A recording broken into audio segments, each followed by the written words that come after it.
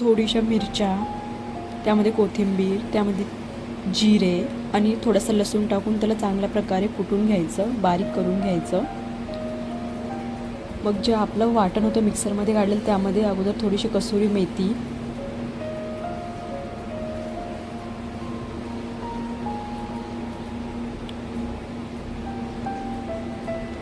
त्यानंतर वाटलेलं वाटण, त्यानंतर थोडीशी कोथिंबीर आणि सुंठ मिऱ्याचं थोडंसं पावडर, नमक, तिखट, लाल तिखट आणि हळद, थोडं सुंठ मिऱ्याचं पावडर, हे सगळं टाकून चांगल्या प्रकारे मिक्स करून घ्यायचं. आणि मग त्यानंतर असं छोट्या छोट्या कापडावर किंवा कशावर तरी हे घालायचं आणि त्याला उन्हात चांगल्या प्रकारे वाळून द्यायचं.